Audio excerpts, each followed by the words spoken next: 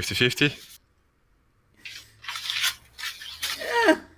Keep drinking Red Bull to get the energy. I would be drinking so much Red Bull for that. I'm going to pass. What I'm not going to pass up on, though, is this match starting up right now. We've got Cold Stare going in, facing off against Tree. Cold Stare going in with the Kid Cobra. He's so well known for his Kid Cobra. One of the original ones to just really push the default Kid Cobra and has just basically mastered it.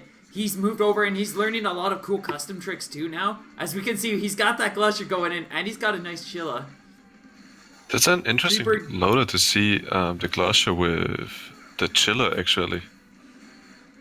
With Kid Cobra, that it actually covers a lot of ground, especially since when Kid Cobra jumps, you throw it out and it kind of just walls everything in front of you for a short while. So I actually see it complementing Kid Cobra really solidly. Especially with how Cold plays Kid Cobra. Yeah, that's true. And we're seeing him do a pretty solid job. He's holding on to a very, very nice lead right now. Does still need a little bit more damage before he can take Tree Bird down. Tree playing pretty exceptionally with Springman going in with double roasters, a classic. It's a steady one. It's a good startup point is just to throw on 2 gloves on Springman, and it generally is going to work out well. I feel like switching things up. We've got a Hydra now on the field. Go ahead. I feel like we should also mention that Kid Cobra's arm curve helps him a lot with chipping down the opponent's arms. Like, I think that's incredibly underrated. Oh, and I guess we do have to make sure, we do have to point this out. It's a very important thing that always needs to be discussed. Kid Cobra is hot. Definitely. I concur. He's going to be very hot as Cold Stare takes 355 damage off of that rush and gets comboed off of a grab, immediately losing 50% of his health just off of that quick chain. That said, he's still holding on to a nice lead here off of just some generally good, solid play.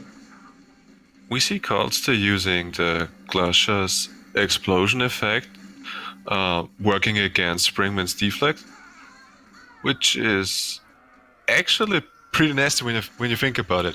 Like, it's not it's like a giant explosion arm which covers so much area, but at the same time it also chips away your health like it's nothing. And one of the best things about Glusher is the fact that it's an explosive arm that doesn't blow yourself up.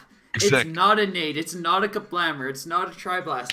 You throw out you could be holding onto a charged Glusher, you could hold on to 8 of them, and you could just stare at them grinning, and your opponent could punch one of them, and you'll be okay. You're not gonna just explode into a rage of death.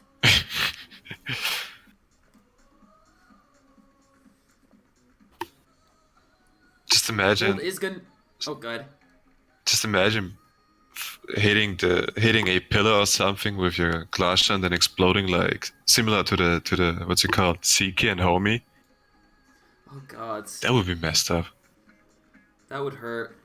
Yeah, I mean, you can blow yourself up with a Glusher Rush, or just a charged Glusher. If you walk into your charged Glusher, yes, it will hurt you. That is true. That's true. I mean, as long as it doesn't poison you too. That would. There's a clip I saw. Yeah. Oh yeah, I saw a clip a little bit earlier today that I think it was from the party crash.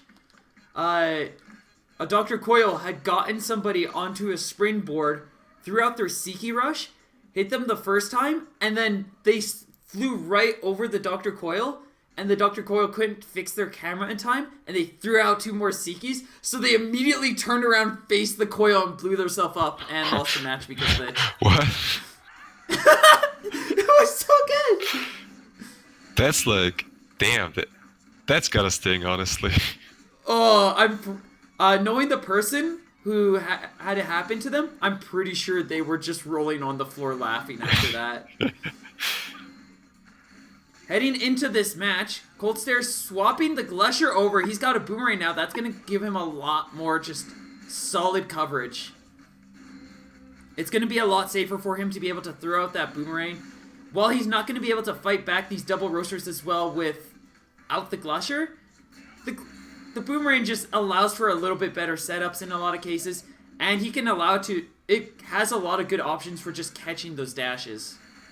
Both, I was about to say both players are at the same health level, but then again, Cole taking the advantage with his rush. Oh, and that grab attempt is going to get cancelled out as the boomerang just sweeps Tree off his feet. Makes like a tree and leaves. Tree pun, nice. Yo. Colt starting off with a nice 170 grab, just to get grabbed by Tree himself. Colt's actually a notable thing about Coltster and how he plays is a lot of Kid Cobras generally have started to get more into the habit of jumping and really just mastering the jumps and short hops and everything. That's how I play Kid Cobra a lot too. It's a pretty approachable and very rewarding way to play. But Coltster has what I would consider a much more complicated Kid Cobra, where he does utilize a lot of jumps, but it's those dashes that really make him shine in some of these matches, where he'll just dash out of so many things and come out relatively unscathed. Yeah, I think the dashes are the hardest part about KC to master, because I don't mind the jumpers, they're pretty fun. You can play it safe with those, but the dashes, that's like, it's all about mind games, I think. It's more about it's more about predicting where your opponent's gonna be, which is not always easy. Indeed. The big thing too with the dashes is that, unlike a lot of the other dashes you see in this game, once you make that motion, you're invested in it. You're in it. Like, you're stuck in it, and I know at least when I try to do those dashes, I'll try to do something while I'm dashing, and that just means that Kid Cobra keeps bouncing around, and he doesn't do any of the action, so I just kind of stumble around until he runs out of dashes, and then I'm just staring at the opponent and they punch me. Yeah. Just to get punched by a big buff or a buff. Or maybe even get wrecked by a double clapback Cobra. A big thing you do have to keep in mind with play styles kind of like that is there is a lot of risk in how he does that if they have like a wide range tool like a popper. If they catch the general movement, you are left very open. But there's a lot of arms that it just works so well against.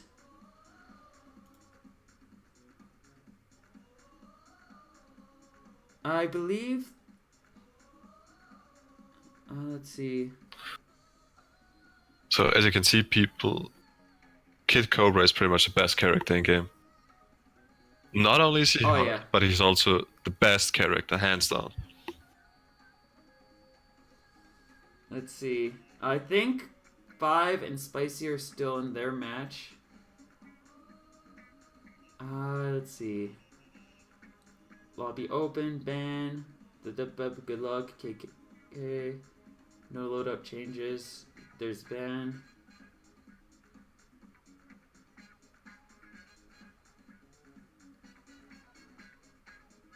Okay. So that's 2 matches. Oh, yeah. I wonder if they did do their match.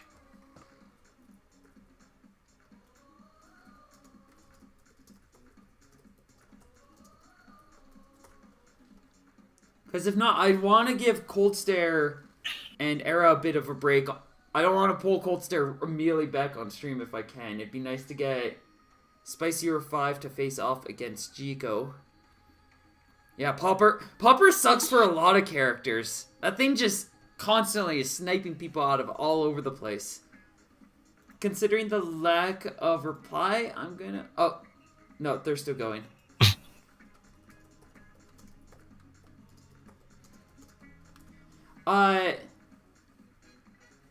Era, Colt, do you two want to hop in? We can have you guys two going. Come back to the ring. The arena.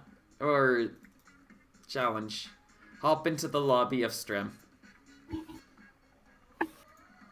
If Cold enters first, I'll be very happy because that means I get to be lazy and I don't have to change his tag. Perfect. You Thank had you. it cold. This makes my life slightly easier. Not significantly easier, but still slightly easier. It's those little moments in life, eh? Yes.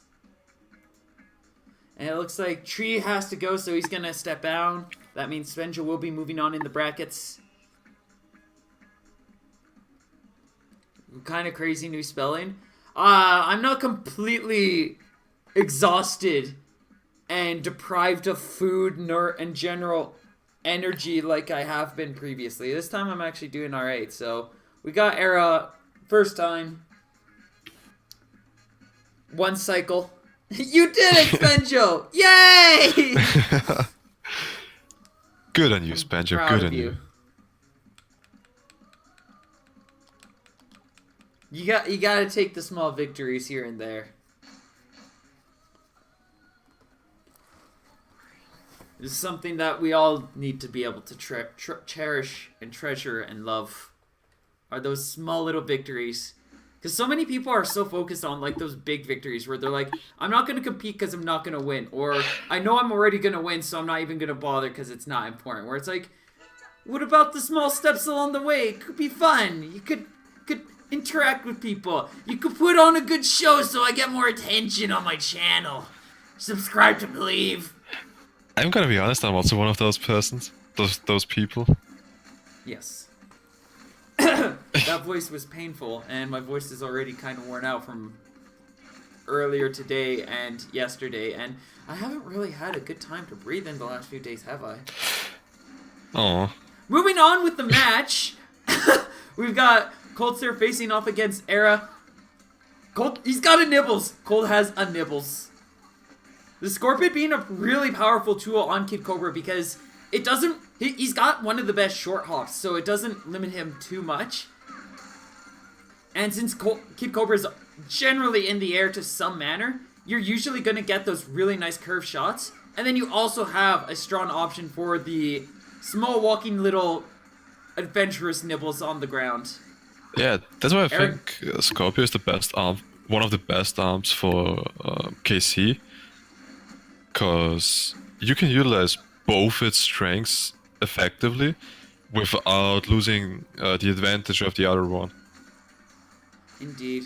That said, it still struggles on Kid Cobra. It's a tricky arm to be able to utilize in a lot of cases. But Kid Cobra is one of the few that can definitely make it work. Oh, Era just missing a couple of shots, and that's going to allow Coldster to get the KO.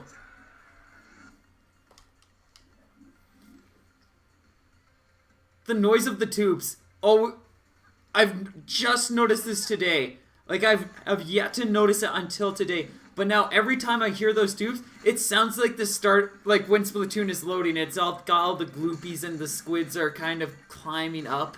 It's just that noise. Wait, the tubes make sound? Yeah. Like, when this camera is, like, close to them, it'll make, like, a gloop. I can hear them being gloopy and everything. Either that or I'm going insane, which would be reasonable. Wow. Well, that's pretty dark, I'm not gonna lie. What? Me going insane? No, that's normal. The Helix baby is dying pretty much. No, not like glooping like, whoa! I mean, like, you know how in the split... I'll talk about it in a minute. we got Era holding on to a pretty solid lead right now, sniping Cold down with a couple of solid Hydra shots, and that Dragon Arm Phoenix just really working out. Cold slowly bringing this back. He's either side just looking for a little bit of damage, and it's going to be a grab from Era, taking Cold down and bringing the score to 1-1. Very nice read by Era without even having to use a rush. Then again, both players are gonna have rush for this round, so... Oh, yeah. And I could see the rush going either way here. Era gonna start off in the advantage, though, with a good old pineapple grab. So effective at just catching opponent off guard. Era is out for blood tonight. Oh, yes. Era starting off with a strong hit, but is going to get caught out by Coldster as he weaves right between those shots and gets a solid 170 damage grab.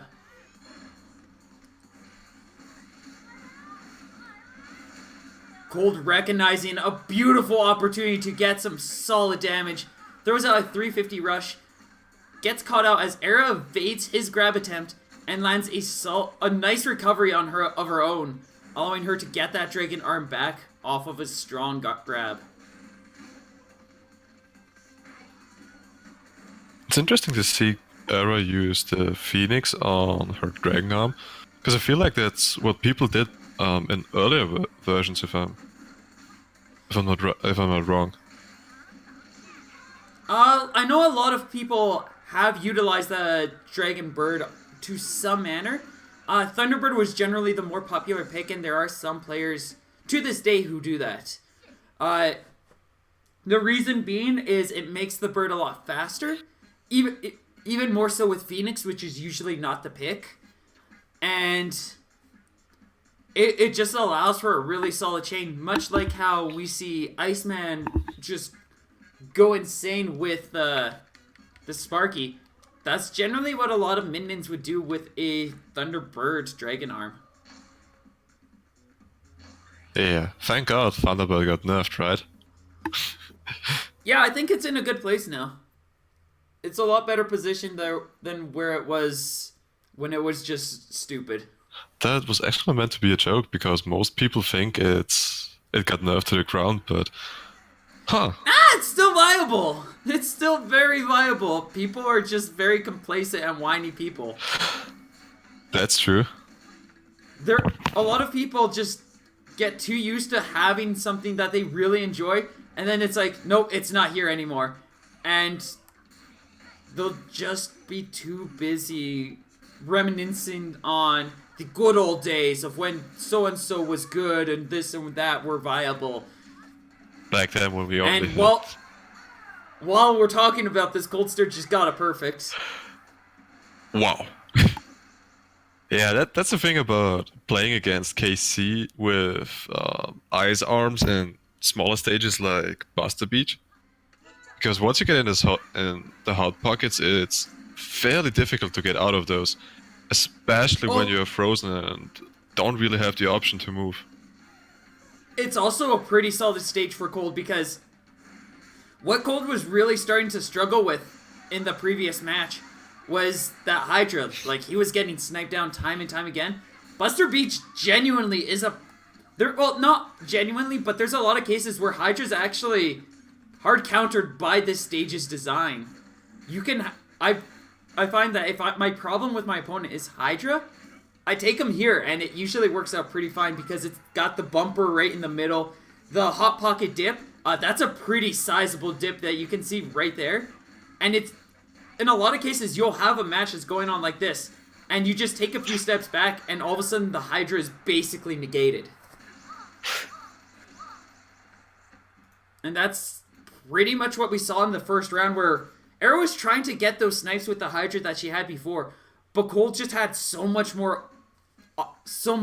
better of options and just play that he could just wall out any Hydra shots that were going up from the Buster Beach bumper.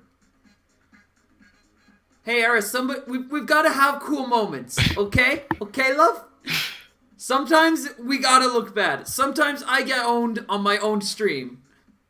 Damn, that's a feels bad, Matt. Every highlight you see, the opponent looks bad. It happens.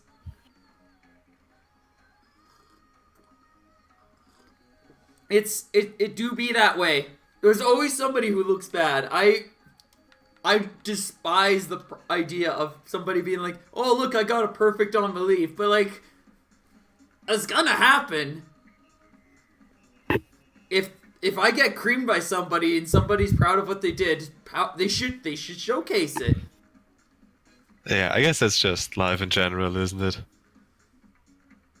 Stupid stream, you made me look bad. Accurate. Getty just casually adding insult to injury, it seems.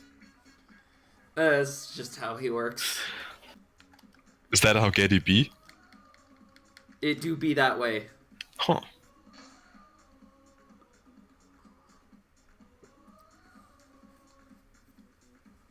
Alright, looks like we have things set up. We're going to be heading to the scrapyard for the next round. The worst stage in the game, right after the Redacted and Cinema.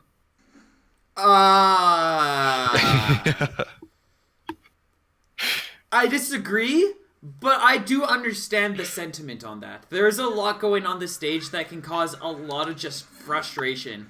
The huge boost on the side, there's a lot of elevation changes, and those two pillars, while there's only two of them, they take up a lot of the stage and are extremely sturdy. Yeah, pretty much the stage is pretty cramped, and it tends to get messy in fights.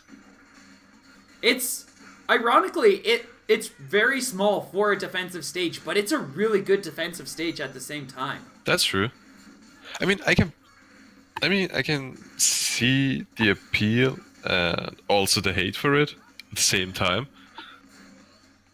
It feels good if you're on the winning side, but if you're on the losing side, it's... Well, at least Yeah. I can blame it on the stage without a problem. And back onto casually talking about a match, Cold, once again in a very favorable situation, takes the first round. And is going to make... looks like he's going to stick with the boomerang. It seems like he's figured out what he wants to do with it in this match. Era going to switch over to double toaster now. This can be a little risky with those pillars still being in tow, but a quick read, a good movement, those double toasters can really catch your opponent out. Just like that. Straight 330 to the face. Oh. Just like an arrow through the heart. Exactly. Era's definitely being really patient right here, just trying to see if she can see what Colt's going to do and try to catch him in the process.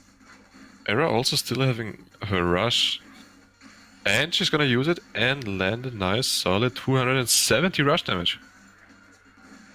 I feel Holding on to a sizable lead here. Era's just doing a really good job with those double toasters.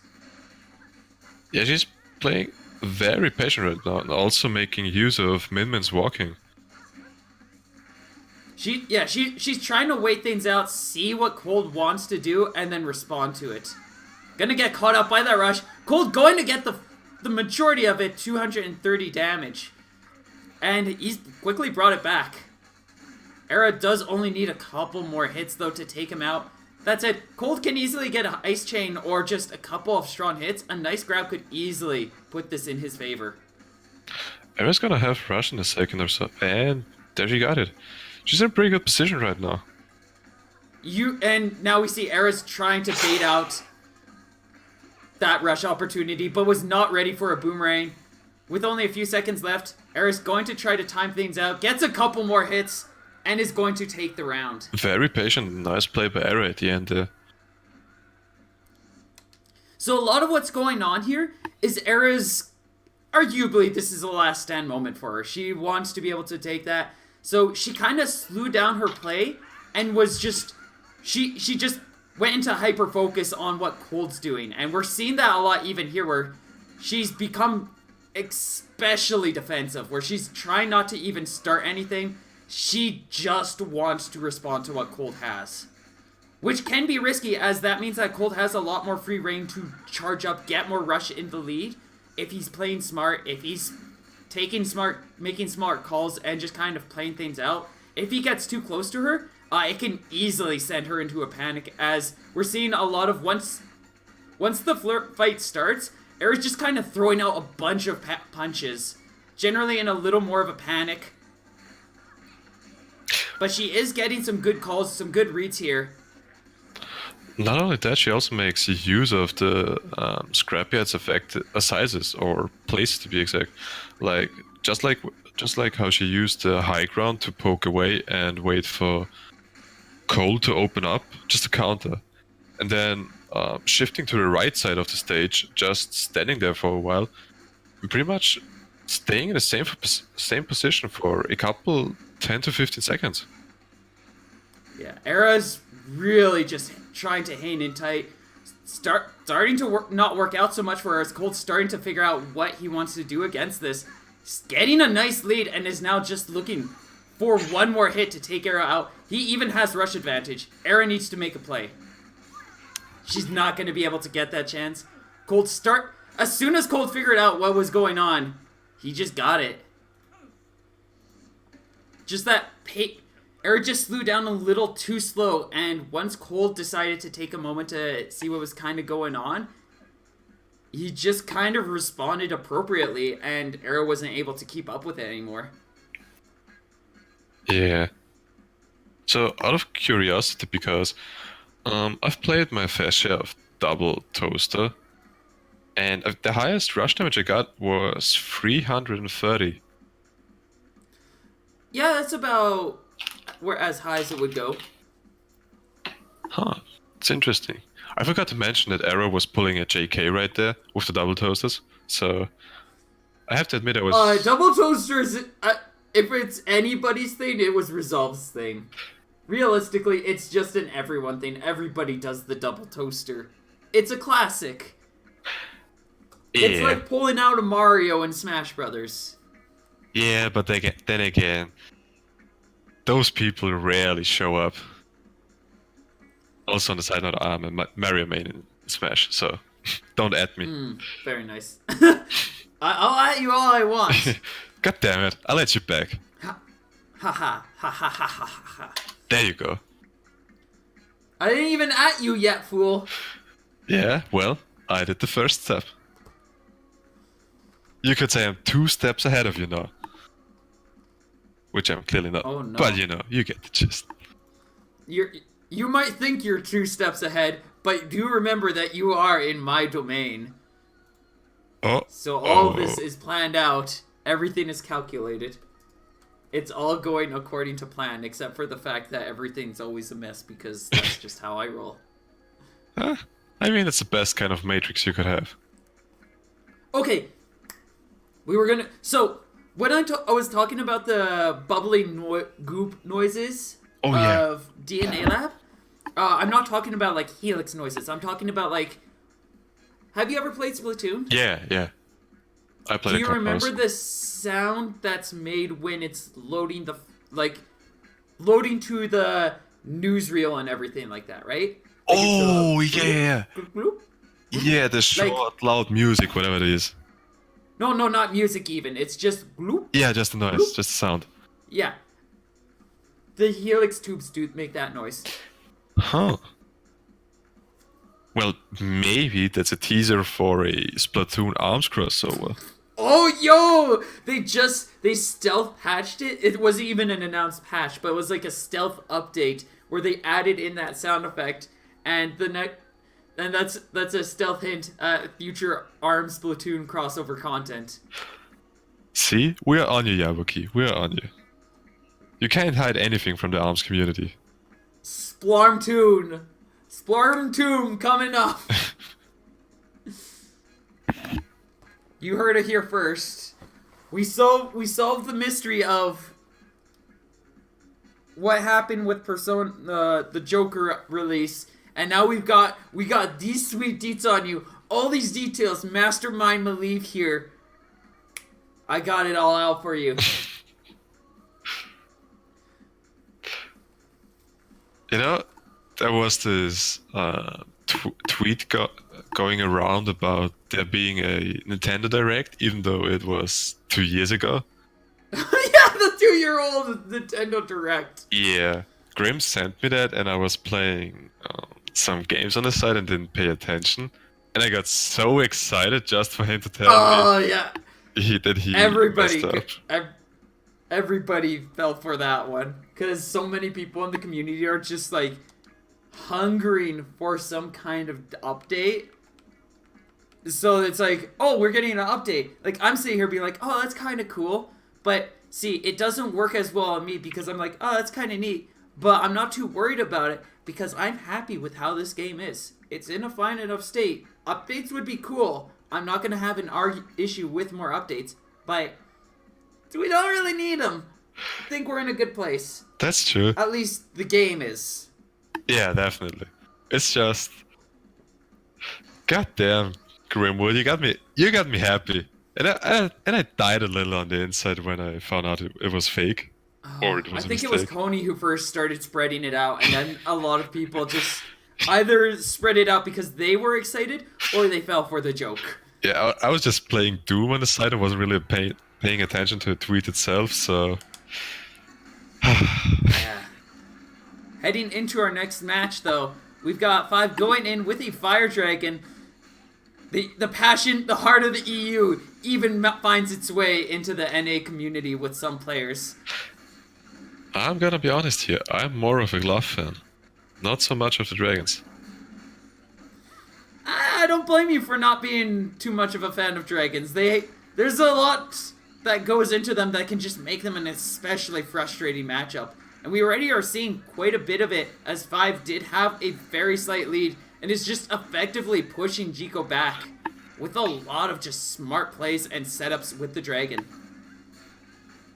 I like 5 years loadout because he got a dragon for zoning and at the same time the cracker just to keep a distance to Chico once he closes up the distance. Ooh, That was a strong rush, though. very nice 390 rush by Chico here. I feel like that cracker is a pretty nice tool. I feel like 5 would have better results if he swapped over to the boomer or the popper. I know this is a common complaint that whenever you see the cracker, it's like, oh, the popper's just better. But there's a lot of reasons that go into why the popper is generally used a lot more than the cracker. It's so much more reliable and consistent and vastly more rewarding. Yeah. Also a good starting tool for rush confirms, which you can't really do with firearms. I mean, it can happen, but it's pretty difficult to pull off. Oh yeah, it's really difficult, especially in these kinds of matches. Like the popper's one of those arms where you basically gotta confirm a rush into it's like you could hit with a charged popper and then immediately follow up with the rush of the popper, and it's like, well, that just makes sense. That's the game, people. 5 holding on to a light lead here. Well, actually, no. The first round, 5 took it, but this time, Jiko holding on to a light lead here. Just patiently playing, trying to find some nice pokes. Has managed to make some good work with that Boomerang and Tri-Blast. Both players are on even health now, with Chico taking a slight advantage, and I guess that was the commentator's curse. Commentator curse is a common thing. One of the things I really like about Ribbon Girl is the fact that she has the ability to go for a grab. Well, but also am annoyed by, is the fact that Ribbon Girl has the ability to jump into the air, throw out a grab while she's suspended in the air, and then continue just air dodging and moving around, even after the grab, where everything else is such an investment. But those grabs in the air are actually pretty safe in a lot of cases for Ribbon Girl. See, that's actually one of the reasons I hate Ribbon Girl. It's just, I don't know. We Europeans are pretty fond of Ribbon Girl for some reason. And It's because she's annoying and you like to annoy each other. that's actually a good point, now that I think about it. You're all annoying people. You're literally led by Riffo. What a lot of the community, he's like one of the best defensive players out there, which is just drives so many people insane. Yeah, me personally, I like being in the opponent's face, which I just can't do with Riffa, because all his loaders are just zoning, pure zoning and nothing else. Heading into this third match of the first game, Chico gonna start off with a light advantage. He actually can outbox 5 as well, so likely trying to wait things out, just find a nice window to get a strong punish in. And 5 just a little too hesitant to use that rush, maybe just a little anxious to utilize it, just in fear of Jiko getting some manner of punish. So it's really a really heavy deadlock until Jiko gets more than enough, just enough damage technically, to get an incredible rush and takes the first round. Yeah, Jiko has managed to max out the rushes to almost its full damage. Like we saw a 390 rush in the first round, I think, and now a 360 rush, which it's It's interesting That's just because then again, Ribbon Girl is pretty hard to hit, especially with like Dragon, for example.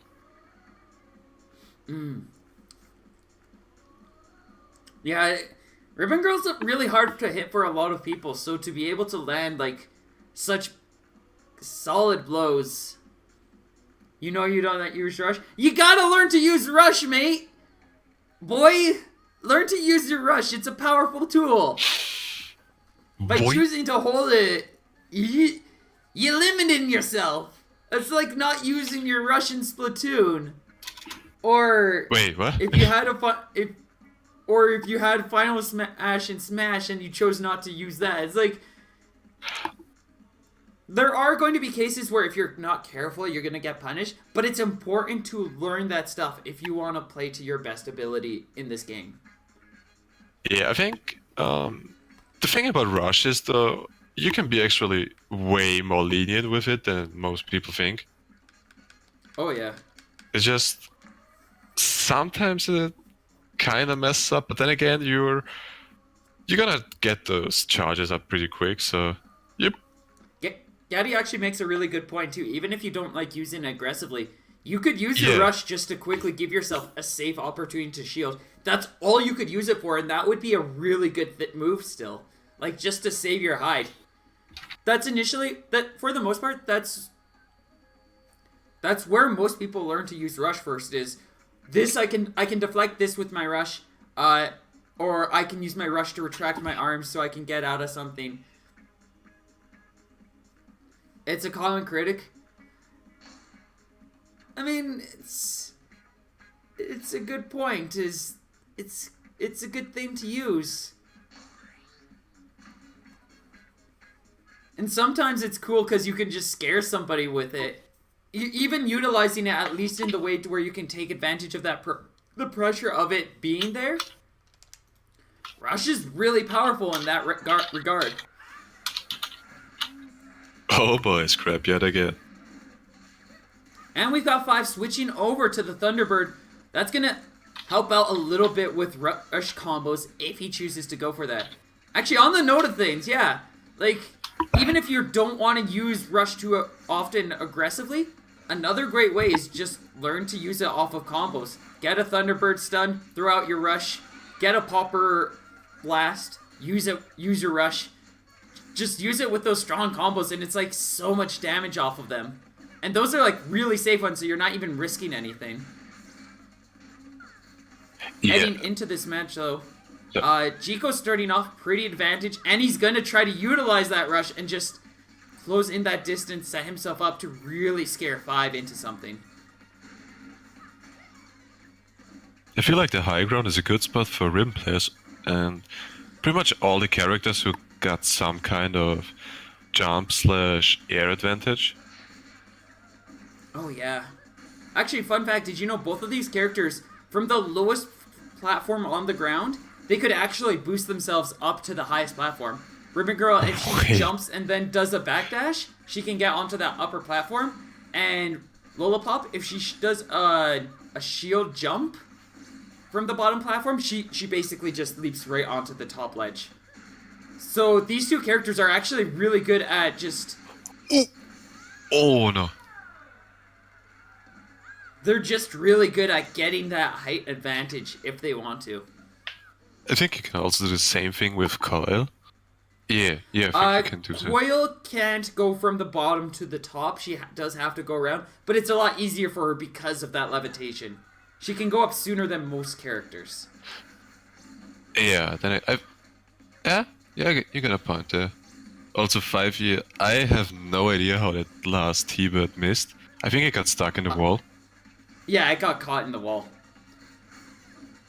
The big thing there is that even though that could have been a nice punish, I don't think 5 had the chance to be able to bring things back from there. Yeah.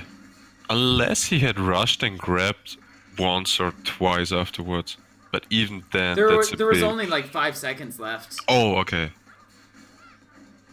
That would have been another good opportunity for him to throw out the rush. 5 choosing not to utilize it is just going to focus on this boxing match, but that's going to give Jiko a very safe opportunity to throw out a rush of his own. And now, once again, in a very advantaged position. A lot of this just because of those rushes. Vi finally finds a moment, throws out a rush, gets 305. Closing And the health, just the health gap again. oh yeah, Vibe definitely has a shot now that he's got that stun. But he's got to get another hit in or two if he wants to bring this back. And Jiko is only looking for one more hit. And that grab is going to get punished.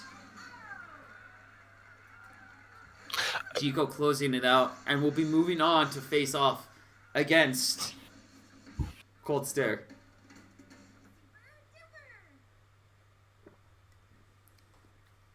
But yeah, that Thunderbird, it got caught up in the wall. It's a bit annoying. It's fairly annoying. But then again, there's a lot of weird interactions in this game that don't make sense to me. Yeah. Flashback to the last 6 or 7 times my Popper Rush completely whiffed for completely illogical reasons. Can we just talk about how much I hate Chakram and its rush? Why? Why does it block everything? It's literally just a wall. It's just, it makes no sense to me, especially if you got it equipped on, if you use the Dragon Chakram on Min Min. It's just, okay, so what am I gonna do here? Do I rush? Do I wait? It's gonna hit me anyways. It's a janky ass arm. So. And then you watch as, without like any effort, Riffle will just dodge it and punish the person with the rush. And it's like, what are you even doing? How are you... Stop it. Yeah. Stop it. That's cheating. Yeah, it's just...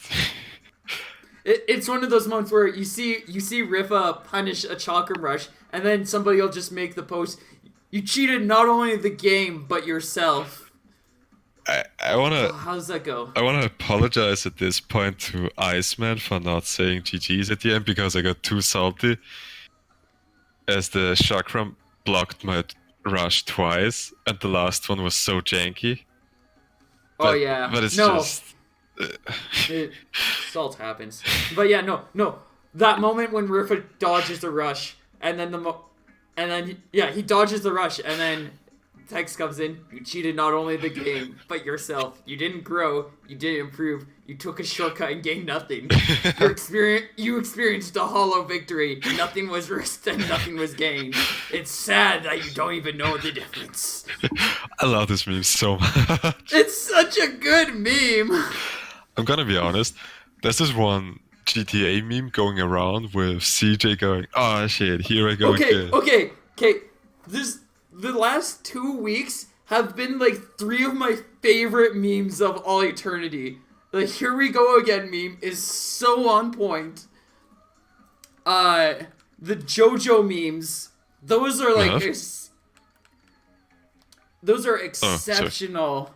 On God, and then on the next one he's doing the walking, but they changed the text to be something else, and he's like, it appears that Sekiro was harder than I thought, and then he's walking to a GameStop with the copy, and it's like, and then you not only cheated the game but yourself. It's like, this is the quintessential best memes I could ever ask for. I just love the crossover between the JoJo meme and the what's it called, the GTA meme. Oh, that was so good. It cracked me up so much. And also the Super Mario meme where he goes like, oh shit, here I go again. Woohoo! As he walks towards Nice. Bowser and Peach. Ah. God bless the internet. I might not have seen the Dio and Here We Go Again one. I might have missed that one. No, it got posted we got to the server. Oh yeah, somebody will post it. It's probably somewhere already in there. Heading into our match though, we've got Cold Stare and Jiko facing off. Cold Stare's, he's got a Coolerang this time. Put the Boomerang aside. He's looking to utilize some of the ice change that the Coolerang possesses. Cold Stare is like really solid with those ice change too. Like once he gets them going, he's usually gonna get like 2 or 3 hits or just a nice grab off of it.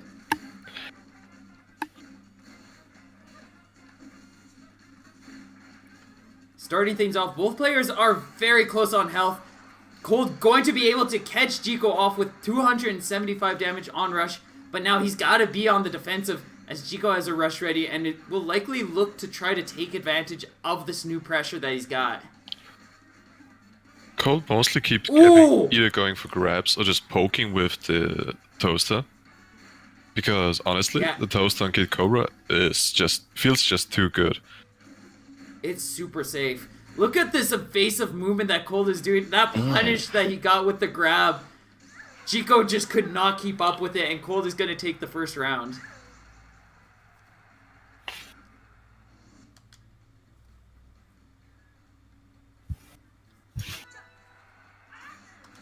Heading right into this next one, both players going to stick with their loadouts. Jiko still has a light rush advantage, but Cold's quickly charging up a rush of his own as he's just dashing back and forth, dodging and weaving between these attacks.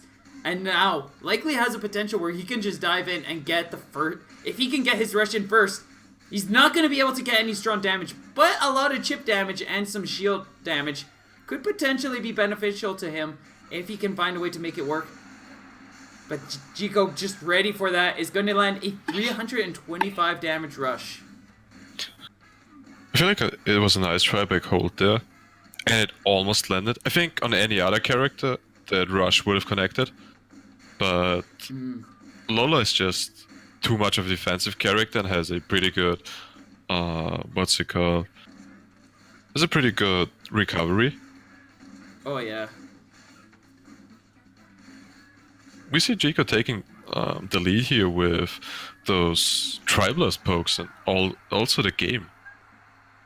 Or not the game, the round, sorry, the match. That time, once Jiko just started to get the advantage, Cold just couldn't keep up with him and ended up snuffing him down. This time we're going to dive right in. Cold switching over from the cooler end. He's got a chakram. Speaking of the wall of pain, the wall of destruction. Not again. Dear God. Cold's loadout just straight outdoes Jiko in terms of rush. So Jiko really has to be patient. He has to wait for those moments. Oh, he's going to be able to connect. That almost, if Cold just turned the direction of his chakram there, he might have been able to still wall out Jiko's rush. And if he just got a moment to turn around, he could have easily still just taken Jiko.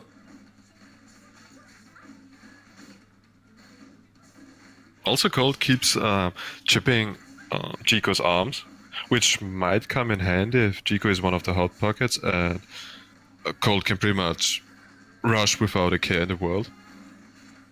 Oh yeah. He's not having too much success with that right now though. Tries to go in for the grab. Jiko gonna capitalize on that with a charged Tri-Blast. And now is just looking for one more hit. Completely turning things around on Cold, and if Jiko is able to land this, we'll be able to take the first game. Cold has only 20 seconds left, so he basically needs a stun into grab. He's going to be able to wall that out pretty easily. Goes in with the chakram for the finishing touch. Gets a stun, gets a second hit off that. Nice read with the grab, and now Cold is in a slight lead. And you see he recognizes that. And is going to time Jiko out as Jiko finally realizes, oh, Cold's winning. Oh, Cold's winning. I have to stop him. Oh, it's too late. That was a nice comeback by Cold. Especially this stun toaster at the end. That was a really solid comeback. Just immediately turning things around on its head. He needed so many things there. He needed the rush to land. He got the rush to land. Or he got a quick 1-2. He got a grab. And then Jiko didn't realize that Cold was in the lead, so he just got the last several seconds. Yeah, that was just... pretty much everything worked out for Cold in the end. Which, I mean, it's kind of nice to see once in a while. It's always cool. It's always exciting. Comebacks are really cool moments because it's just like they have so little time to work with something, and all of a sudden they just do it, and you're like, wowie.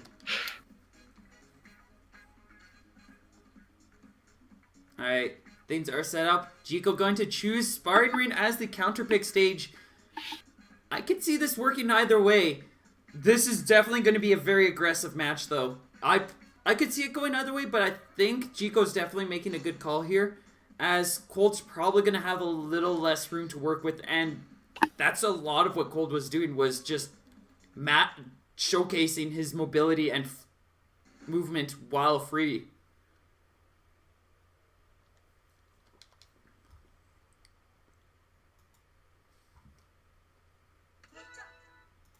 We see Chico changing to a nade this time. Which is... Yeah, the nade so he can box out Cold a little bit more. I'm guessing he just found that he was struggling a lot with trying to keep up with 2 medium weight arms. And this definitely allows him to do that. Nade's also just... It's another explosive arm. Yeah. The Tri-Blast worked. The nade is a slightly heavier, stronger one. I just think he would have kept the Tri-Blast because it did so well in the last game. But then again, you have less space to work around, so it might have been a better call, like you said, just to outbox Cold at this point. Yeah. The Tri-Blast, one of the biggest things that was really working for it before was the fact that he had so much more space to work with, and the Tri-Blast is at its strongest at a distance. Where, by choosing to go here, he's basically forced himself into a much more close-range style place loadout, and that's really giving Cold just a lot more room to work with, actually, here, as he's not as worried about trying to dodge a Tri-Blast, and he's just dodging between all these attacks. But there comes the Tri-Blast again. And Chico's got a nice rush ready. This loadout, he's demonstrated that he can confirm pretty well with this. He's not gonna, though, as Cold just safely hops right out of the way, throws up the shield, and he's just gonna get away basically unscathed. Cold already got another rush ready, and he's gonna use it and land his solid 300 damage.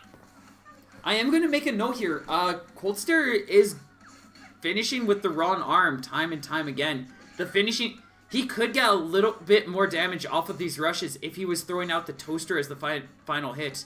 Not by much. I'd probably say it's like maybe 20, 30 damage at most with each one. Yeah. But build it up over all of these matches, and that could easily be 100, 200 damage that he's been missing out on just from finishing with the Chakram. Yeah, I feel like that would have been 30 at most. What is missing out? Yeah. Cold just trying to build up that rush. He's got it ready now. Chico really afraid of that rush, because if he just gets caught out by it, Cold wins. Ooh. Chico getting caught out by the chakra, Cold using his rush to take the game. And that brings the score to 2-0 in Coldster's favor. Reminder to everybody that this is a best of 5, as this is winners finals, as you might notice in the lower end. So Chico's still in this. He's got one more chance. If he can't make it work, though, Cold is going to move on to the winner's side of this bracket. With a lot of style and grace on top of that.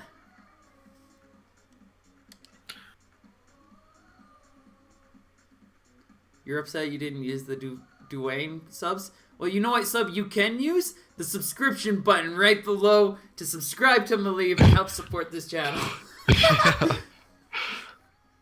Also, fun fact, here comes my inner weave.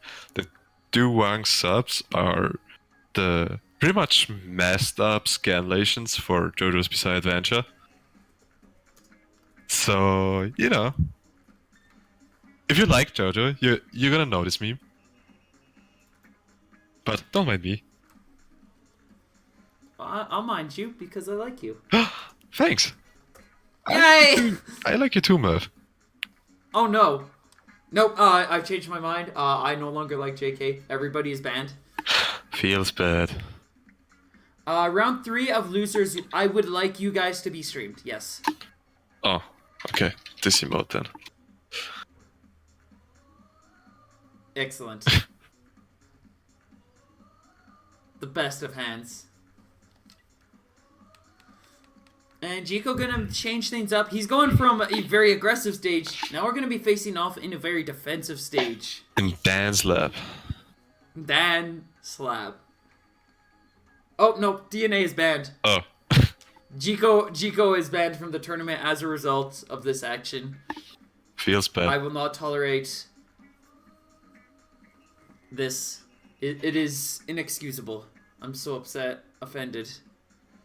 You done Devastated. goofed up now, Chico. You done goofed up. You done goofed. You- Oh, hello there, Chris. Hi, love. Alright, we're going to scrap it up in Scrapyard again. You Americanos really love Scrapyard, don't you? I rarely see this stage. Because it's always banned in Europe.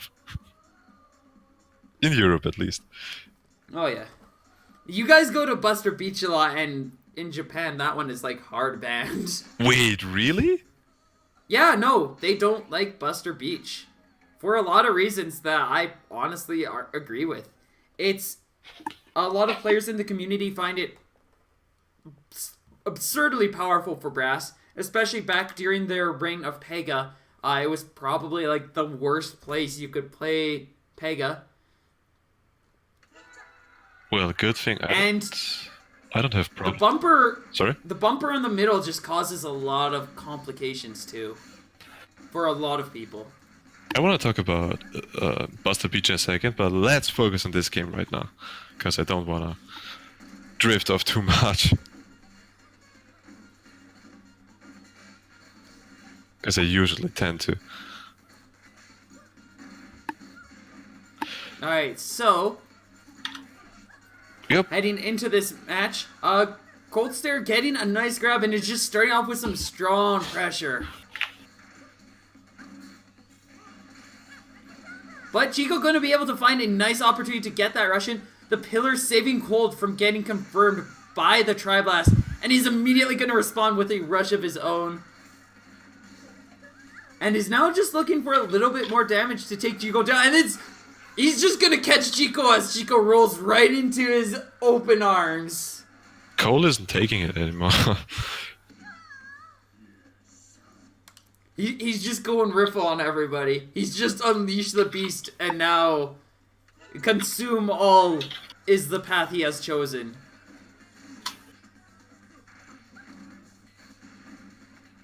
I'm upset at the fact that there's so many things I want to do, but I just can't.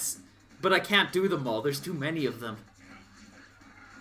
Just like how Chico has, like, no options right now as Cold is just destroying this poor man with these excellent attacks, these really solid reads, and is now just looking for a little bit more damage and a solid rush to possibly take Chico out. Having both the health and a rush advantage at this point. Oh, that's going to be it. Cold is now just looking for any opening to get that rush out.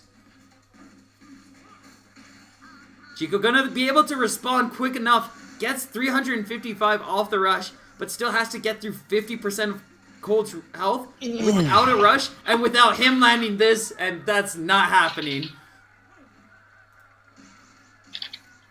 Cold taking Chico down 3-0. Yeah, that's chakra for you.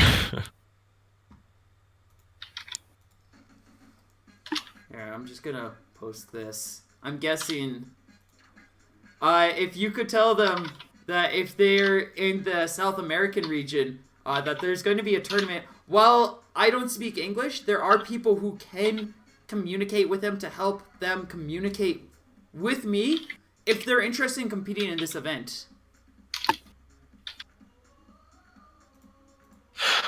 I'm also gonna take a look at the, what's it called,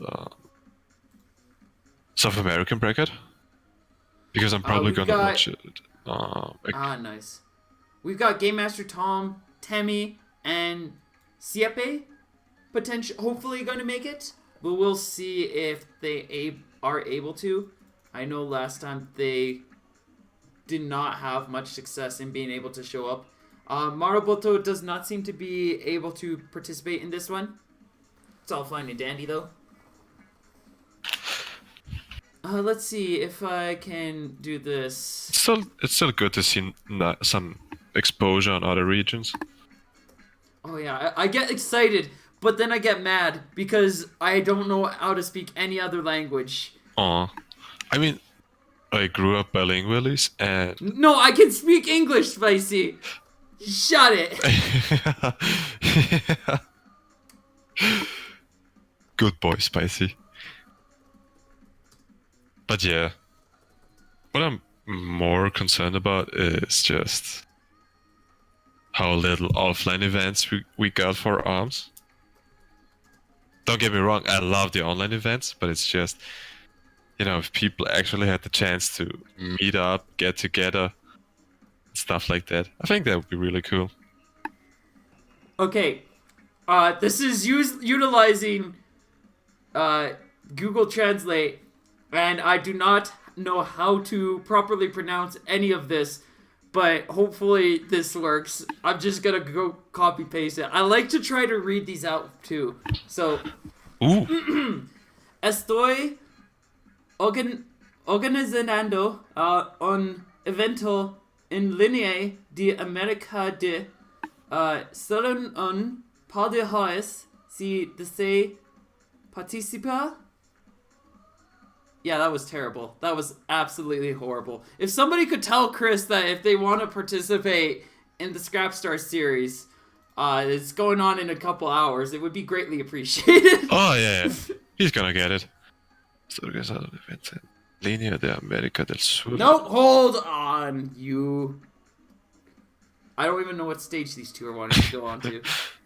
Oh yeah. They just diving in like a bunch of fools. They could have. You should have put on redacted.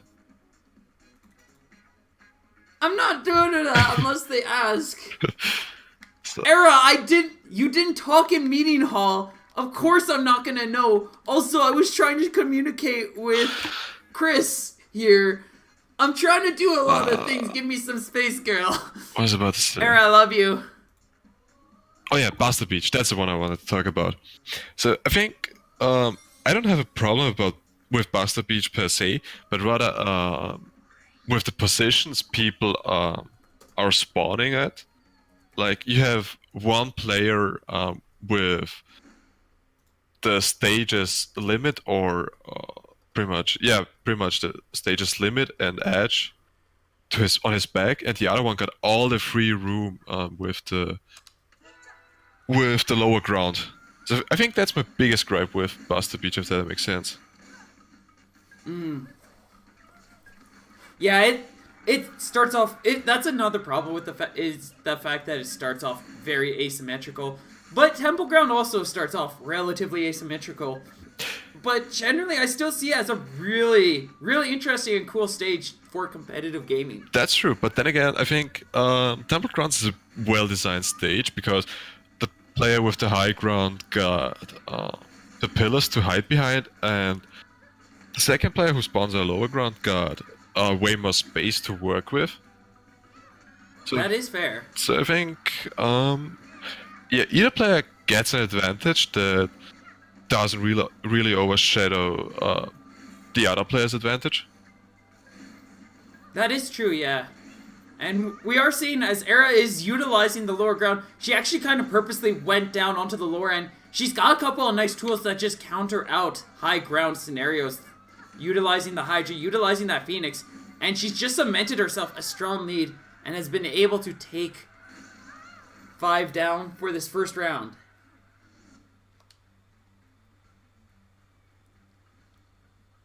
We're seeing 5 swap to Phoenix again. No, Phoenix T-Bird, sorry. So both players having a bird on their arms. Well, birds are still really good. They're a little bit trickier, a little more difficult to use, but they still have their time and place in the scene and can work exceptionally well when utilized correctly. It's just a lot harder to be able to utilize it as well as as well as you could in the past, just because they balanced the weapon so that I wasn't stupid. Yeah. 5 getting caught up by Era's grab here. This is going to be a tough one for 5, because while he does have a T-Bird, pretty much beyond the fact that he can get stun combos off of it, Ares Phoenix is going to be just generally a lot stronger than his because of the fact that it's larger, it's faster, the Phoenix is designed to aim better, and it's going to do more damage, especially off a rush like that, and 5 just could not keep up with it. Also, just having a Dragon Arm, which pretty much improves the Phoenix's advantages a lot at this point. So I feel like in a matchup between T-Bird and Phoenix, you are pretty much limiting yourself with the T-Bird, honestly. In a lot of cases, yeah. But a lot of the arms that are generally seen as not as prominent or not as effective, things like Cracker, Phoenix, most of the cases where those really excel are as counters to the alternative, which is the one that requires a slightly more finesse, is going to be a lot more rewarding off of combos and everything like that. Like, Slapamander is a good counter to Slamamander, Phoenix is a good counter to Thunderbird, Cracker is a good counter to Popper. Like, generally, the one that doesn't have the combos is going to perform slightly better in a lot of cases, but it's not always going to be the case. Yeah. I guess you could say they also have less utility. Indeed. Yeah, there's definitely a lot less utility to them. But I'm going to make a switch. We've got a Twin Tail on the battlefield here, and he's got a Parabola and the Glacier on. That's quite an interesting loadout. It can potentially do a lot of strong damage, but it's going to be such an on-point setup that Era might have just an easy time dodging out of the way of these attacks. Just look at the little minute movements and all she needs, and she's like completely out of the way of that Parabola. This is like it's almost like I'm watching rep play at this point. Like Glacier and Parabola. It's an especially defensive setup. Yeah.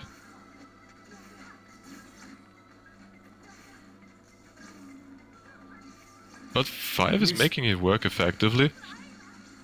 He is slowly walling Era out.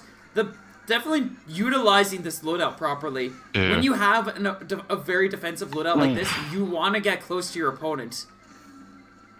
But if they recognize that, they can just get out of the way. They can just force you back, get a couple of nice punishes, and then all of a sudden you're just in such a disadvantaged state.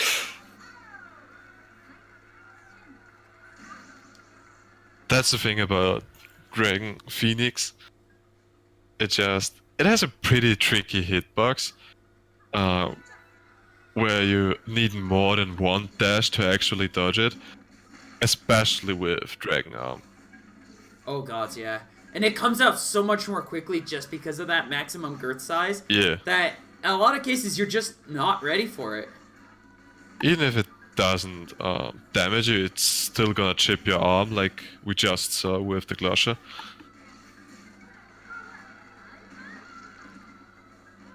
So if you have a defensive set, things that are really good, if you're invested too heavily in protective arms, like Funchuck for example, you're generally going to perform best at close range because those arms, while they're good at protecting you, they recover their quickest at close range. Where if you're trying to fight your opponent at a long range, a lot of those times, if you've got 2 defensive arms, it leaves you really vulnerable if they miss.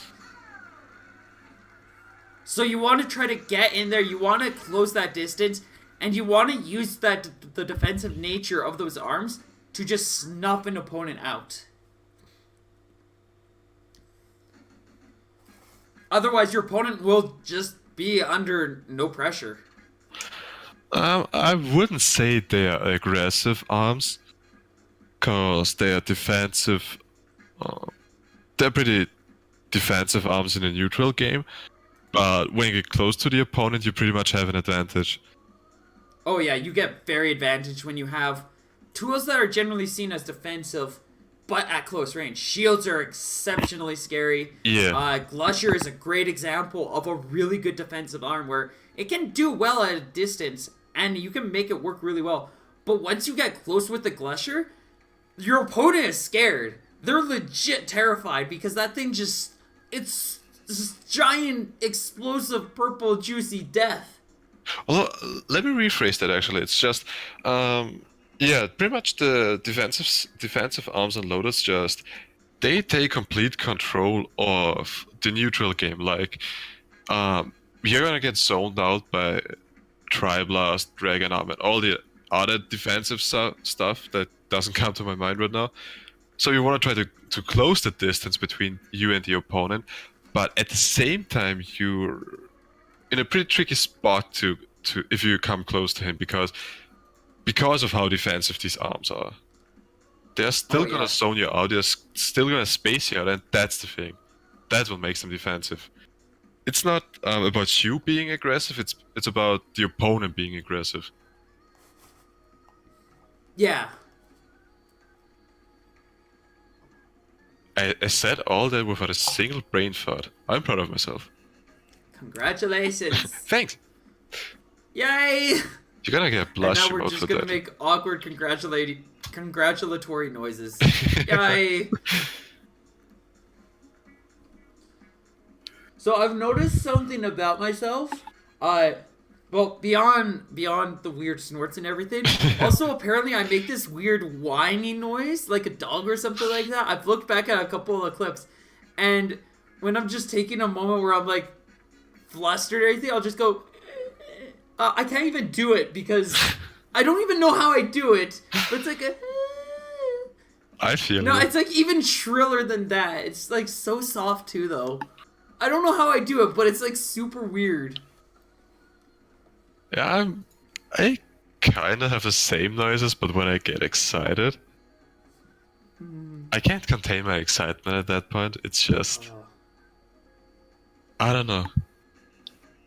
I literally explode at that point.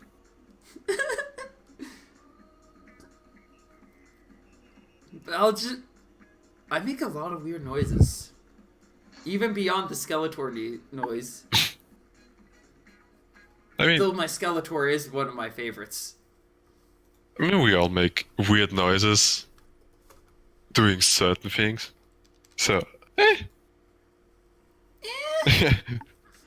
Heading into the lower finals here, we've got Jico facing off against Era.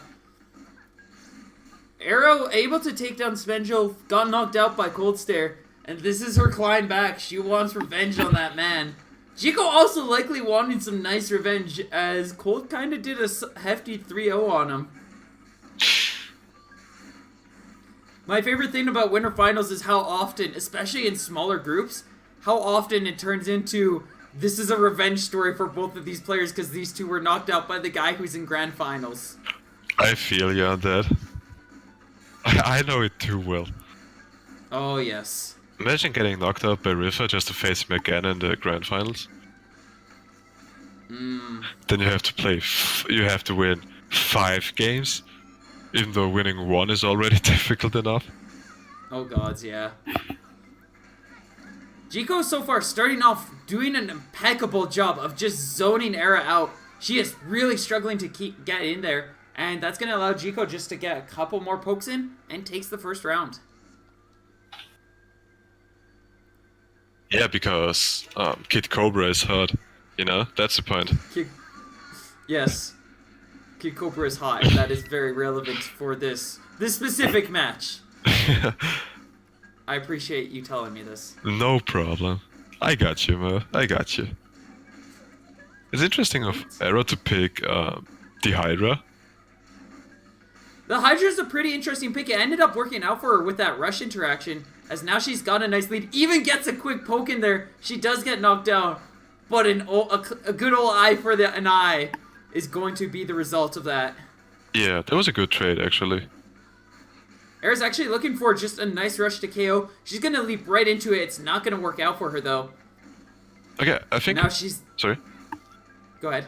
I think I can see the Hydra working now because it manages to block at least 2 of the Triblast spikes, but it's still gonna land its own 3rd spike.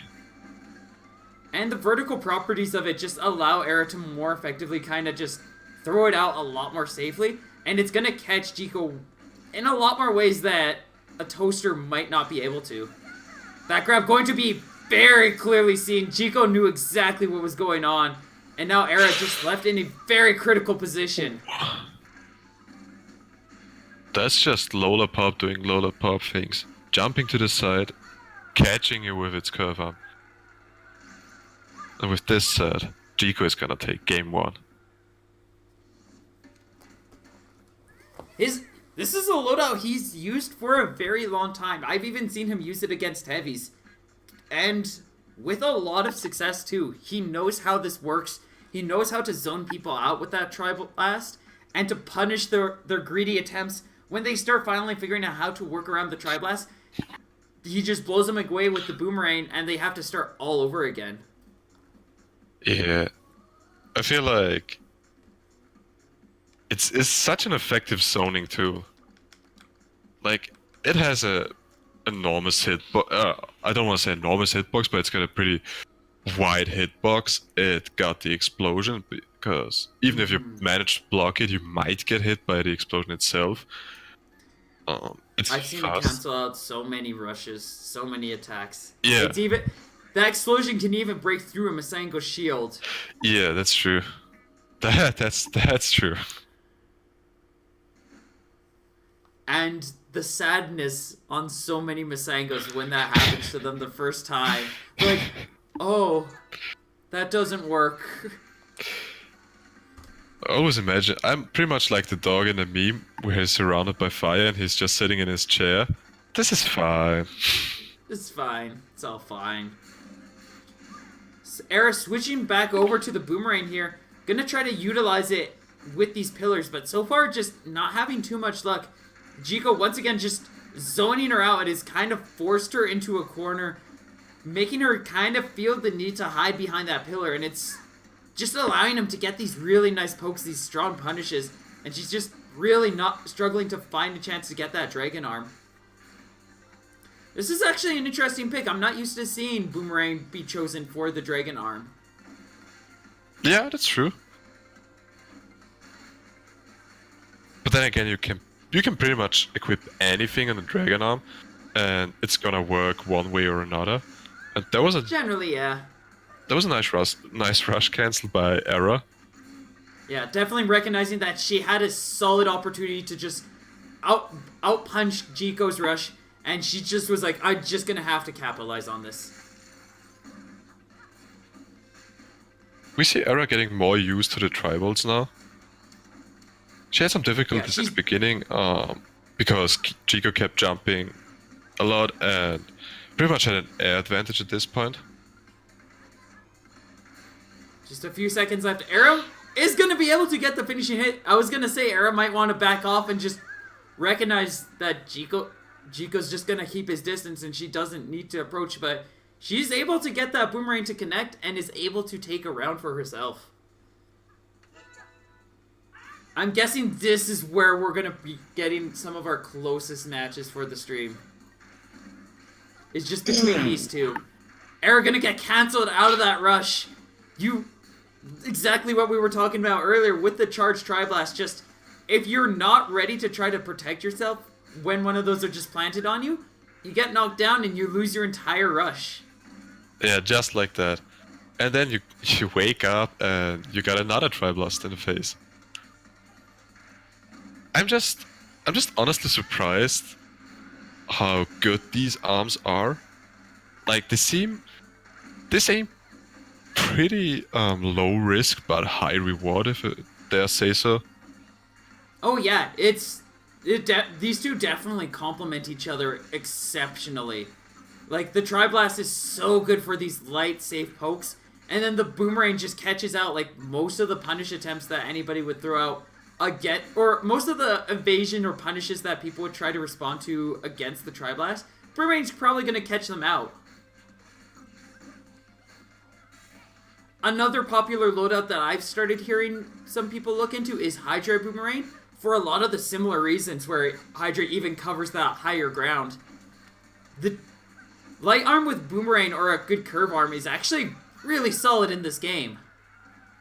Yeah, I guess I can see that. I mean, that's true, actually. Or you could be like one of Europe's mummies and just equip double boomerang. You can do that too. It's always a fun thing. It's not fun when you're playing against him. Oh god, it's so frustrating. I played against him, and there was a lot of lag, so it was especially annoying. I respect you, man. It's just, oh god. Yeah. Ranked gives me Going back PTs. to this match, Sorry. Era able to land a pretty nice rush, was able to capitalize on the uncharged Tri-Blast that were trying to reach her. But right now she's struggling just to keep up, as Jiko's definitely just getting that momentum to really work for him. These pokes are just giving her such a hard time, and that shield is going to break. Era just gonna have to slowly try to bring this back. She does have a rush just about ready, but leaps into the air again, and Chico is consistently ready for her to make that move, to be like, you're gonna try to jump over me. That's cool, but I've got rush, and my rush has a giant pillar on it that literally negates any aerial movement. Yeah. I think what's funny though about Boomerang Rush is how not a medium arm can cancel out the tornado. It looks pretty funny when you just punch the tornado with your toaster or Sparky or some stuff.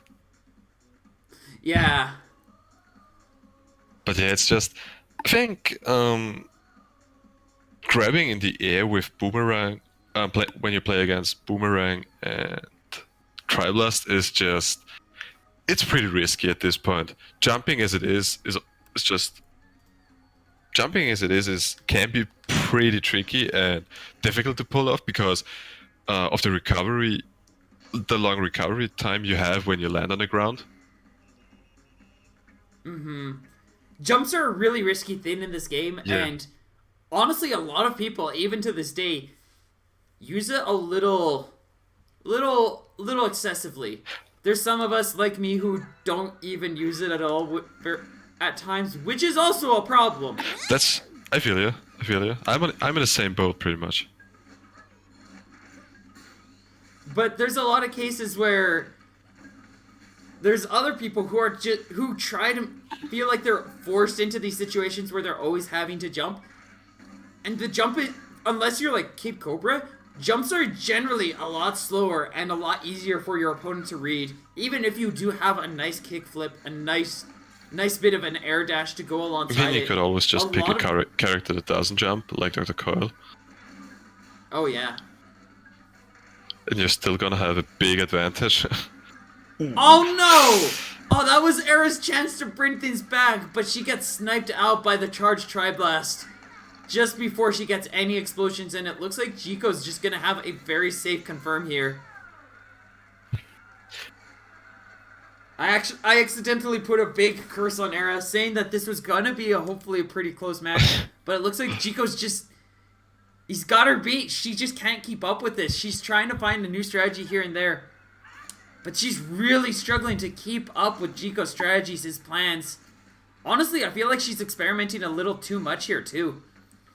If she just went in with something like this Hydra and just kind of stuck with it, I Yeah. could definitely see the Hydra Toaster having worked at some point in this.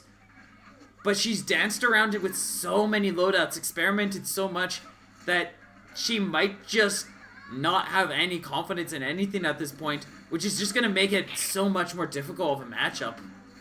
That's true. I think that's the thing with Triblast in general, where it's also pretty much psychological warfare. You know? Oh yeah, like once...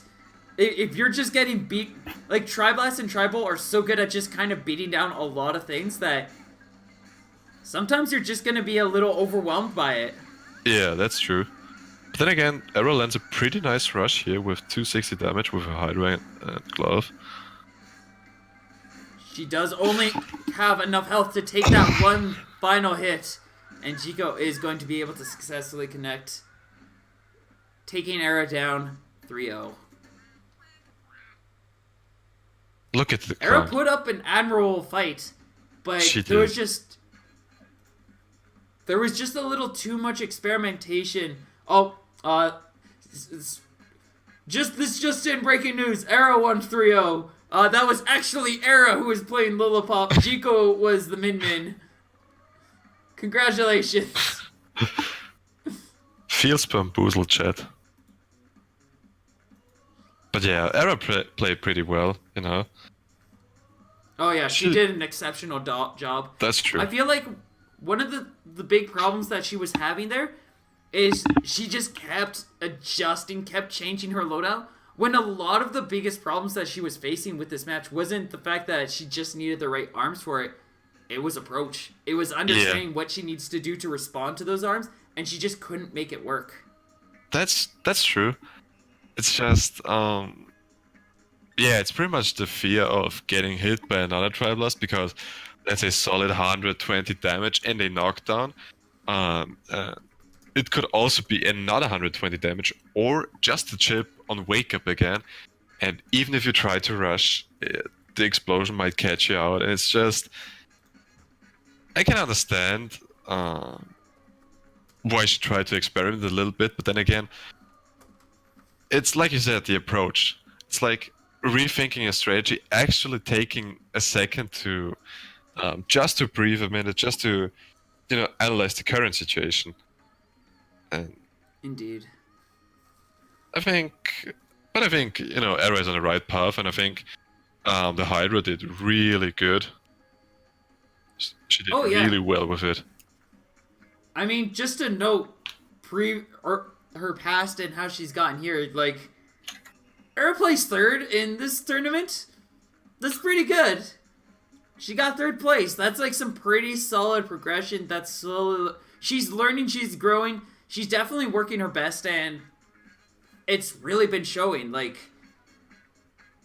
look back a month or two ago, she probably would not have been able to make it to this position, but she currently also is the only one to have successfully taken a game off of Cold Stare. Nobody else has taken a game off Cold. Just Era. That's good. That's good. That said, Jiko is likely looking to change things. We'll have to see if he's able to take a game for himself. You deserve to be proud, Era. Thumbs up, heart emoji. Yeah, I wish I could say I took the third place, but alas, I didn't. That's a feels bad. Yeah.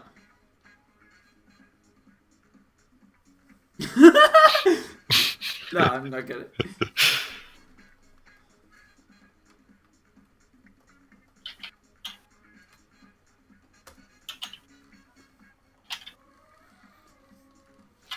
But yeah, like that's the thing about ARMS, and a lot of people aren't willing to do is they won't push themselves to learn and grow. They won't apply themselves in a lot of cases. Yeah. And you kind of have to. You have to be able to figure things out. You need to be working on your tool set. You need to be working on your play style.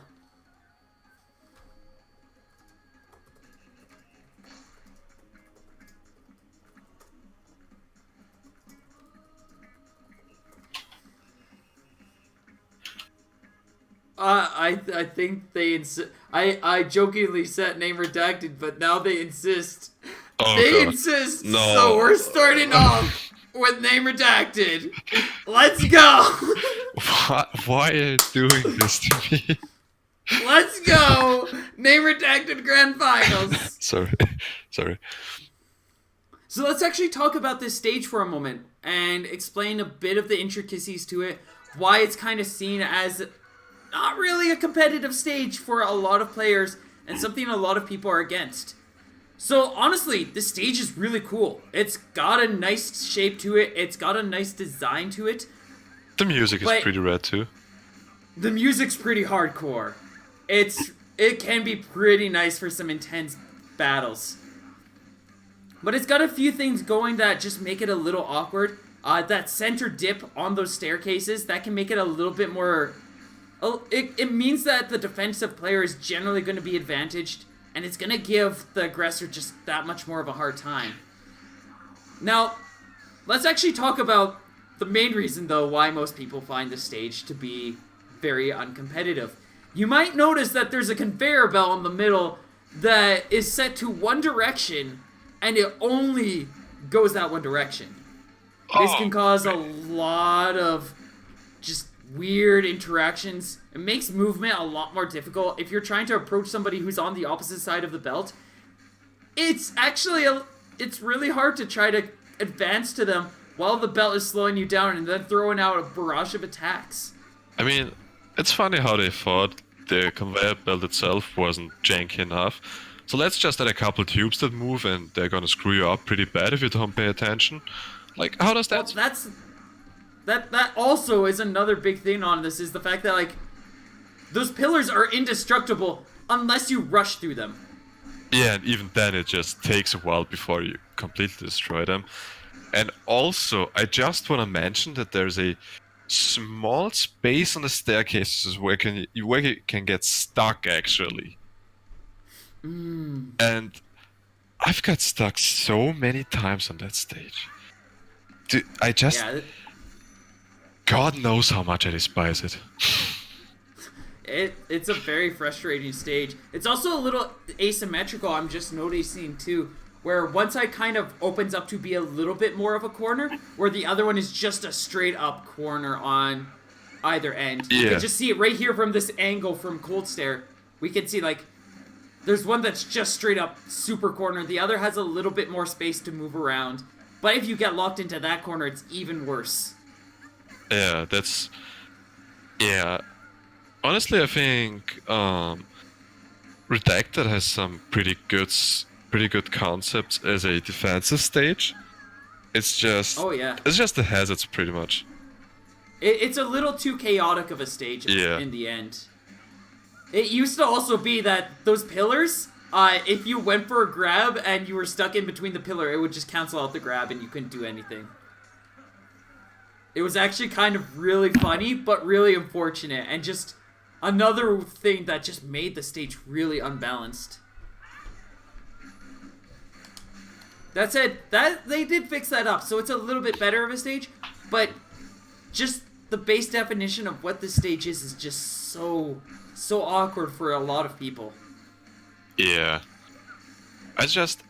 I think the stages themselves aren't bad. Mausoleum is pretty good unless the trampoline gets exposed. Then you got Temple Grounds, which is a solid stage. I like Sparring Ring because it's in a Grasser arena. But I think Ooh, a nice block. Sorry? Yeah. Actually, just a quick moment there. That was another interaction where, because of the conveyor belt, Jiko actually ended up missing out on his rush, like, entirely. Yeah. It's just... Yeah, keep going. We are missing a vanilla stage pretty much at this point. No hazards, nothing. Just a stage in the size of Mausoleum without the trampoline, and we would have a pretty balanced stage. So I'm kind of disappointed that they haven't implemented that one yet. I mean, I'm pretty sure that's what they were swinging for with Sparring Ring, but... It's just too small. It didn't... Yeah. It's really close to being just that, but yeah, the problem is the fact that it's so small. There's so little space for you to be able to work with that while it is a base, nice stage, you don't get the room you want to breathe for, like, a lot of the more solid battles. Yeah. I just hope that they... Oh, that's another big thing too, is the fact that, like, once you're starting to get up there and you start to get so much anxiety like Era has right now, or adrenaline, where it's just like it builds up and you're just trembling. Cold Stare bans Redacted, Temple, and DNA. Apparently Redacted is an official stage for at least this Scrapstar series. Next we'll go Cinema! I mean, we could have a discussion about Cinema Studios too. That's another stage that's so close to being a really good defensive stage. Yeah. but just has a couple of weird interactions to it that make it not work out. It's just the cars are a tad too big. I don't understand the trampolines in the cars.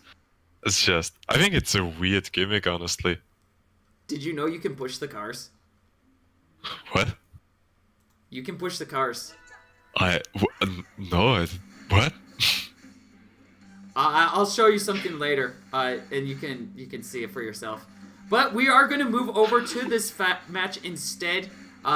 Going back to the core heart of competitive arms, we're going to be facing off in Mausoleum.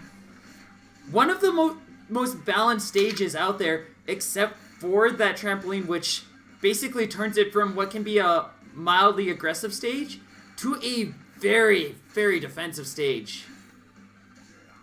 Yeah. I feel like the round shape is pretty interesting because you don't really have corners, and it's Sorry?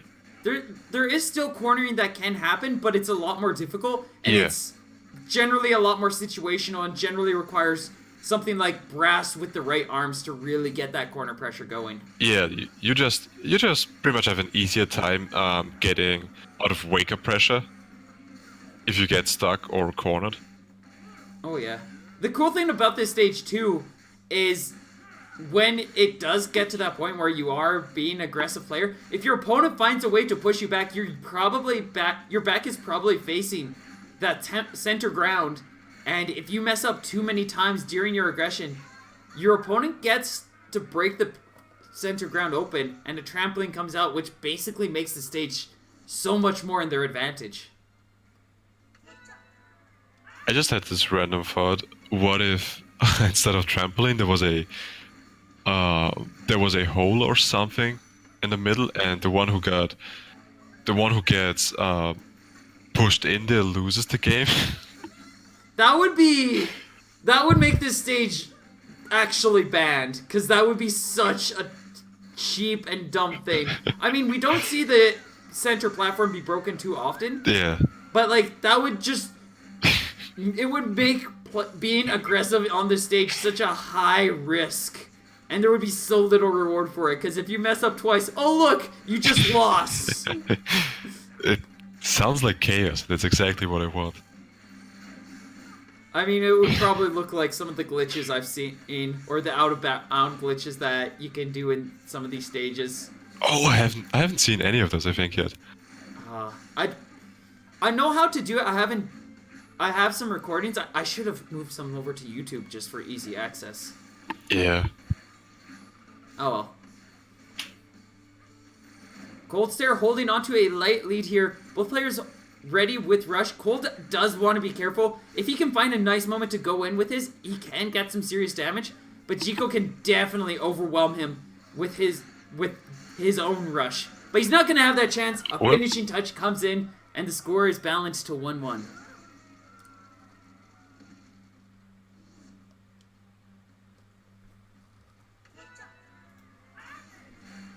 Heading right into this next match. Both players just sticking with their rain and glove loadout. And we're actually going to finally get a hit on that trampoline. Jiko extending a little too much. And we see a bit of that punishing the aggression. Catches out Coldster and also chips his right arm. Or chipped for a second. Oh, that was going to be a nice shield. That's not even... Ooh. That could have been a shield break, but Cold just diving right in and is able to be like, this is the moment I can safely get out of the way and get a nice punish. Jiko gonna get a solid punish of his own, taking away Cold's rush. Almost broke the trampoline too. Oh yeah. Cold Stare right now holding on to a very light lead. I feel like, yeah, the trampoline's kind of in a good place where its hitbox is relatively small. Yeah. That's gonna break it, but that's also the killing blow.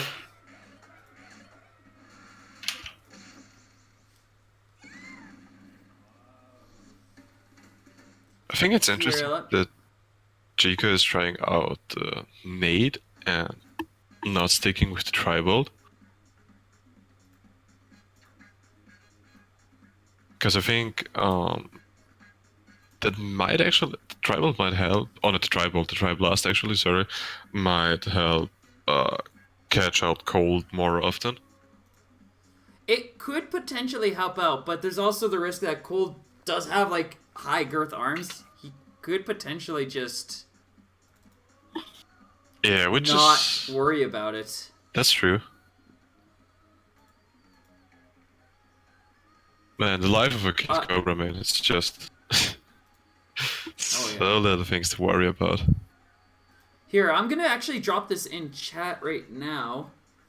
This link here is actually going to be a stage, like a stage guide, essentially. Basically, if you're interested in looking on it, I give a quick description of what the stage is. I give a couple ideas on what's going on in the stage. It doesn't show, I don't bring it up too often. I don't show it too much. It's with the Flourish team. I made it for them. But yeah, it's got a lot of cool things. It's only lacking Snake Park right now. The best stage. And that's just because at the time, like even to this time, a Snake Park is a whole can of beans of its own. It's basically an entirely different way to play ARMS, and I just didn't have the time or energy to really set up a section for it there. I like this. I'm actually gonna read through this because I don't really know all of the advantages and disadvantages of stages and stuff. So I play based on instinct and feeling mostly. Yeah, I wouldn't say it's a full complete form. It's also not, or it does definitely have some bias, but it might be a nice read for anybody interested. Yeah. Looking at this round right now, Cold quickly charging up a rush, was able to successfully block Jiko's, and if he can get his to the land, will have a nice advantage.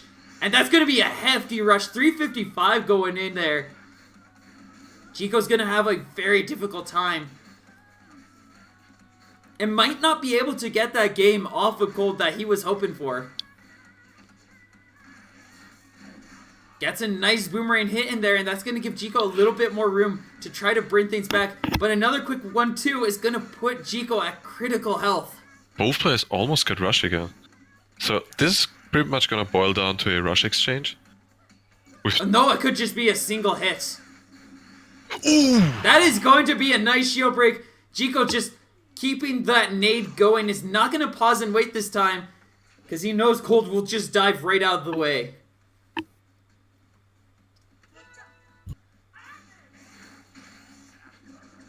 Cold switching over. He's bringing out the big guns again. He's got the chakram. He's got the toaster. He's looking to snuff this flame out. Cold is about serious business right now. That bit of passion, that bit of hope. Cold is not about that stuff. He wants to see Jiko go down. Yeah, pretty much. It's just I still don't understand why the chakra blocks every incoming punch, even if it's a medium punch. And it also does to a certain extent with heavy arms, I've noticed. Oh, tries to go in for the punish again. It's not going to work. That's going to be a shield break. Oh, no. Yeah, there it is. And with a nice setup. That arguably does more damage than a lot of rushes if you can get the shield break just right like that, and then follow it up with a grab. Yep. Another case of one of those versatile arms with pretty much low risk, high reward again. Oh, Chakram does have a high risk to it. It's still a lot safe. It still can be very safe, but it has some pretty rough accuracy and really requires a high girth range to be able to utilize it properly these days. Yeah, that's true. Yeah, I think with the higher girth range, you pretty much have little risk at this point. Like with Kid Cobra, Max Press, and stuff like that.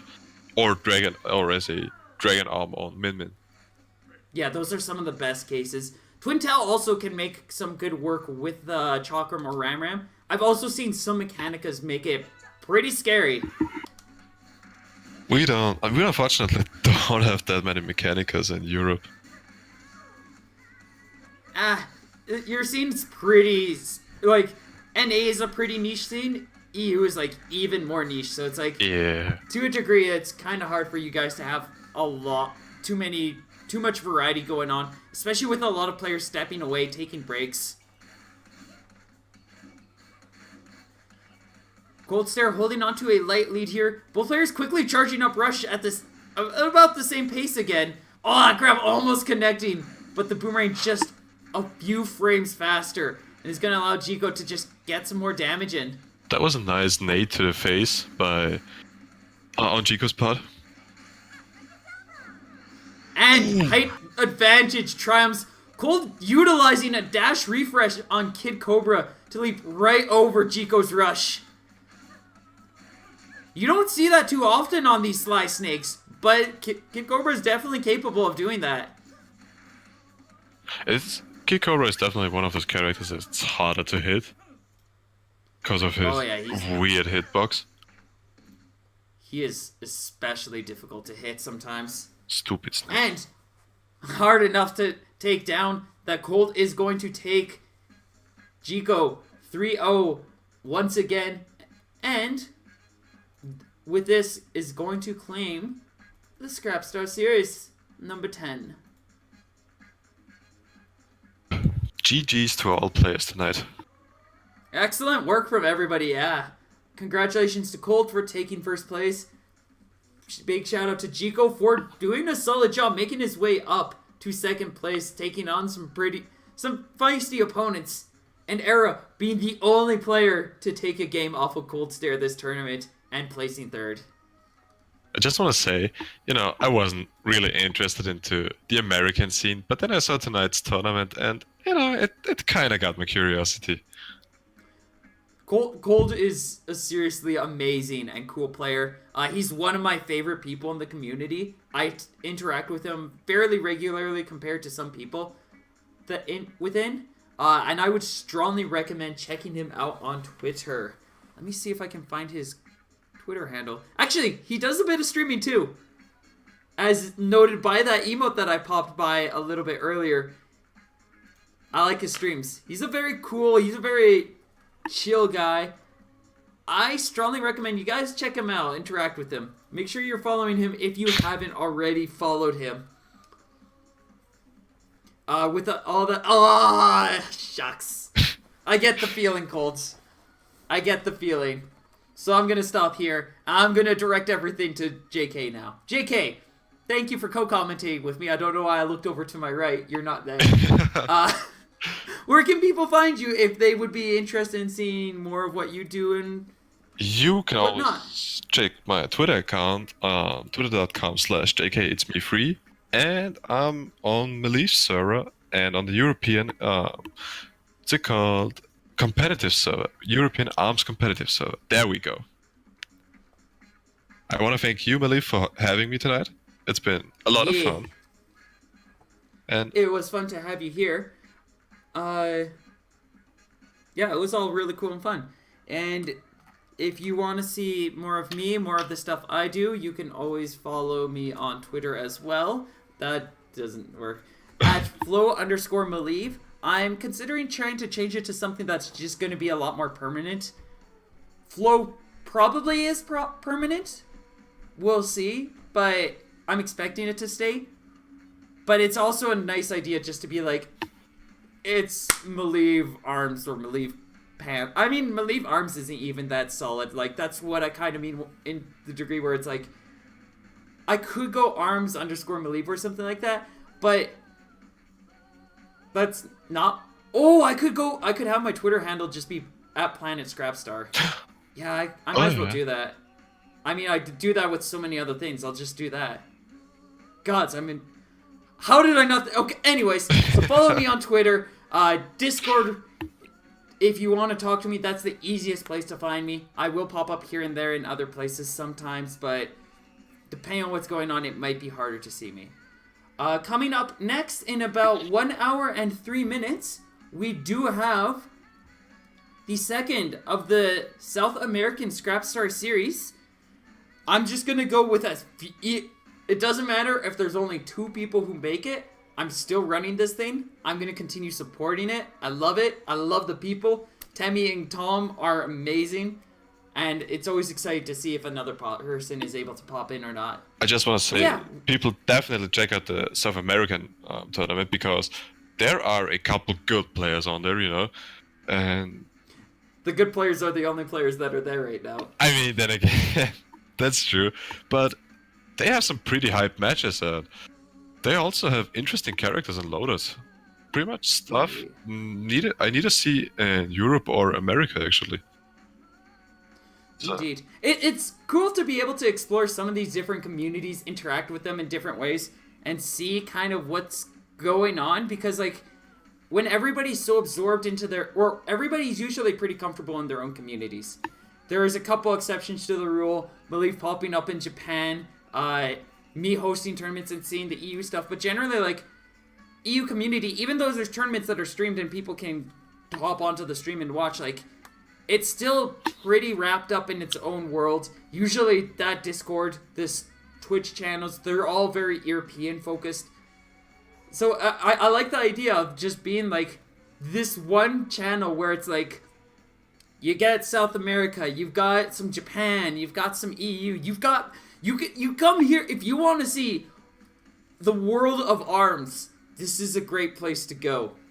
And I'll give you directions to all the other notable places, like where, if, say, Penzo is coming on with his stream that's going to have JK and Nihilus for a Misango first to 10. Or if you want Chateau, I can drop you a link to that, so on and so forth. I'm going to stop this here so I can chill out for about an hour before the South American brackets go up. So, yeah, thank you all for watching. I'll talk to you later. Ciao! goodbye.